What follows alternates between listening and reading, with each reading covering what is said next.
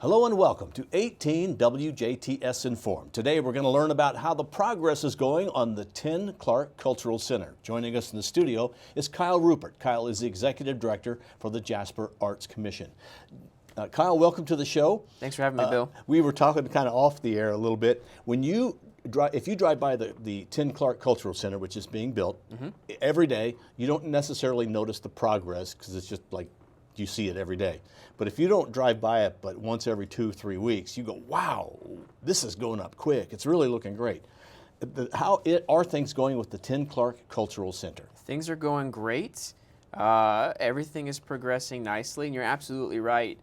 Having been inside the building and driving by it almost every day, there are, for the most part, times when you don't notice a lot of progress that happens, but there are those key moments where it really pops and you have like an aha, like, oh wow, okay, yeah, this is really shaping up to be something. When they put the windows into the atrium, when the limestone went up, it really started to pop then from the brick around it. Well, what is the point of the Thyen-Clark Cultural Center, kind of going back years when this all first got started? Oh, how many years do we have to go back? Yeah.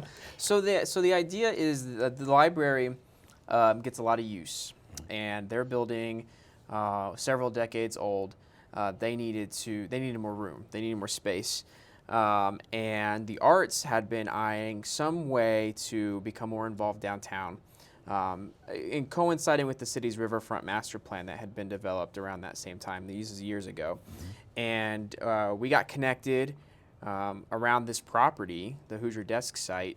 And it was too big for any one entity to occupy, but we thought, hey, maybe together it would make sense. And we started talking, and the more we started talking and coming up with ideas, we thought, wow, this will really work. This will really be a nice space. So the idea, the point of it, is for the library to have the space that they need for not only the programs that they offer today and the resources they offer today, but resources that they're looking to offer in the future. Resources that meet the needs of our community today, but also tomorrow. And then for the arts, having a larger presence downtown, being more available, providing more opportunities to the community, and not being as removed as sometimes it might feel like we are, being out towards the outskirts of town. Now, the inside is huge, and there's a lot of different spaces inside. I know that for the arts, you're excited that you've got 3 galleries now inside there. The library is going to have all kinds. Let's talk a little bit about, we see the outside looks really nice. What's on the inside? So the inside is lots of really unique spaces. I think the building itself is somewhere between 60 and 64,000 square feet on the inside. For the arts part, all of our workshop spaces that we utilize the basement of the swimming pool for all of our workshops. Those are all going to move to this new facility. So we've got 4 workshop spaces, 2 of which are purpose built for the type of workshops that'll happen. So we've got a whole room that's designated just for clay. So it's got a floor drain, it's got 20 potter's wheels, it's got a kiln room. We'll be able to fire all 3 kilns at the same time, as opposed to today where we can only fire 1 kiln at a time. So it greatly increased capacity for that. All the workshop rooms have appropriate storage for the type of medium. So the drawing and painting room, you'll find storage that's appropriate for drawing and painting. We're not trying to fit a square peg into a round hole, so to speak.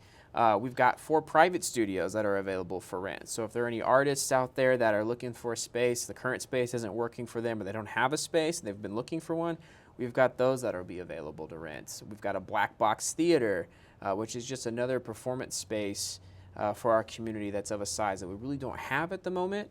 So we're excited to be able to offer that. And of course, the gallery space, as you mentioned. So we are essentially tripling our exhibiting capacity from a wall perspective, but also the height from floor to truss is about 15 feet. So that is nearly double of the height of what we have now. Not quite, but nearly double of the height. So we'll be able to really show off very large pieces, but also look at installation exhibits that are a little more tricky in the space that we have now. So we're very excited. And also, the other thing that's really cool, right now the Crimp Gallery is a very nice space but a lot of the hanging space is taken up by doors to the theater, doors to the outside, doors to the kitchen. There's a lot of doors and windows in that space. Every wall in the gallery exhibits at the Cultural Center are going to be able to have pieces hung on them. So we're gaining a lot more hanging space in those. And that goes up, I mentioned from floor to truss is 14 to 15 feet, but it's an open ceiling. So it goes all the way up to the roof deck. And you can see this beautiful wood roof deck above, and it looks fantastic. What do you mean roof deck? You can actually go on it? No. Oh, okay. I didn't remember that. I believe the contractors called it roof decking. Okay. So yeah, it's just wood. You can see this beautiful wood. Yeah.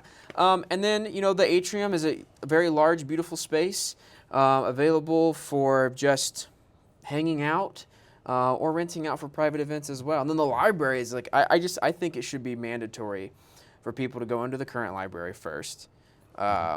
And then go into the new space. I wish we could figure out a way to make that happen. Just because, you've got the library now, you've got your drop ceiling, and because of all that they do, it can feel very, I think, cramped at times, which is why they need the space. You go into this new space, and it's just going to be, mind-blowing. Every time I go in, it's just, you get to a part, and you're like, oh, this is a library, and then there's more library, and it's incredible. So will the library part be like a library, or is it more like a futuristic library? I know things are changing a little bit. Yeah, well, so I don't want to speak out of turn because Christine's done a great job, her and her staff, of putting us all together. But I'm gonna. Yeah, we're gonna have to we'll get that mic back on so we can continue with this. Sorry about that. That's no problem.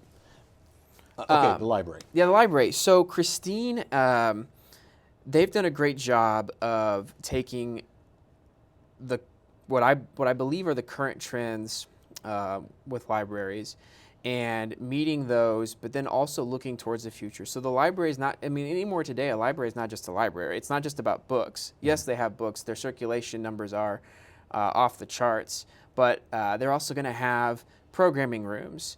They're going to have a maker space, which is huge right now. They're planning on 3D printers. They're planning on laser engravers, sewing machines. It's just going to be phenomenal. And they're going to have the furniture that they're including. They're thought everything through. Floor pockets with chargers. You have a laptop or a tablet or a phone, floor pocket. Plug it in. You can sit there with it and work on your stuff right there. Individual study rooms that they've got set up. It's just going to be fantastic. What for you is the thing that when you think people will notice when they open the doors and walk in? What's going to be like, oh, wow? Well, it depends on which door you open. I really think that it depends on depending on which part of the building you enter first. That'll change what that answer is. But I really think when people first walk through, at each point there will be something new that will surprise and delight. And I really think it'll be a real wow experience that first time coming through. How is the progress going for the building? To me, it looks like it's going really well, but a lot of times you don't know what's being done inside because you don't see that work. The outside work you notice. Yeah. How are you progressing? Is it on schedule, off schedule? Definitely on schedule. Okay. Yeah. No. Crimp and their subcontractors have done a fantastic job. Staying on schedule despite the weather, despite any other hiccups along the way, which thankfully there haven't been too many, and they've been relatively small. So definitely on schedule. Things are full steam ahead right now. We're still looking at hitting our projected substantial completion this fall, so we're looking forward to that. And it'll get to a point here, I think in the next couple of weeks or every few weeks, there's always something that gets added, especially to the outside right now, that really is another aha moment, but more and more work being done on the inside. So it'll get to a point where it may seem like there's not a whole lot going on because everything's being done inside the building, but everything's progressing nicely. And financially, it's a big undertaking. Talk a little bit about the cooperation, the partnering there. Yeah, so from the beginning, we all felt like it was important for a project of this magnitude for our community that we had a lot of partners involved to make it makes sense financially. So, the city has investment in it, the library has investment in it, but we also have millions of dollars in private donations that help make this project happen, and also millions of dollars in tax credits that help make this project happen. So, and all of that was up front. So it's not an ongoing, we're not in danger of needing to continuously raise to keep the project going. We've got everything we need, and we're sticking to our budget. We've done a great job sticking to our budget so far, so we feel confident that we're not going to run into any overages or anything like that. So, financially, the project's in good shape. We've got a great team of people, a number of people watching it like hawks, so I don't anticipate any issues there, and it's been great so far. And it is the Thyen-Clark Cultural Center. Yes. The silly question, but where do people park? In the back? So the parking lot is in the rear of the building, Okay. with two entrances off of 4th Street, and there are about 200 parking spaces that are back there, so there should be plenty of parking. There's also some street parking that'll be available. There's street parking on Mill, street parking on 4th. I don't anticipate that changing in the future. Of course, we adapt and we adjust as we move along with things, but the primary parking will be in that parking lot with 200 spaces, which would be great at Strassenfest time.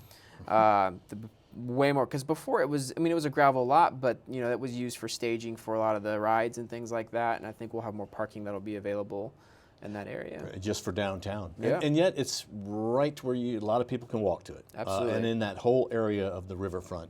What an excellent thing for the city of Jasper, but really also for Du Bois County, for the region as for the whole. Well, Kyle, anything you'd like to add? We do have most of the spaces on the art side are available for rent. We do have information about that on our website, jasperarts.org. So if anyone's curious about having a unique setting for an event, we've got more information on our website there. And if you can't find information that you're looking for, you can always call us. Our contact info is on our website as well. And really, just within a few months, it'll be open and running. It'll be here before we know it. All right, the Thyen-Clark Cultural Center has been our discussion. Our guest this afternoon on WJTS has been Kyle Rupert. Thank you for joining us. Thank you for watching 18. We are local people watching local people.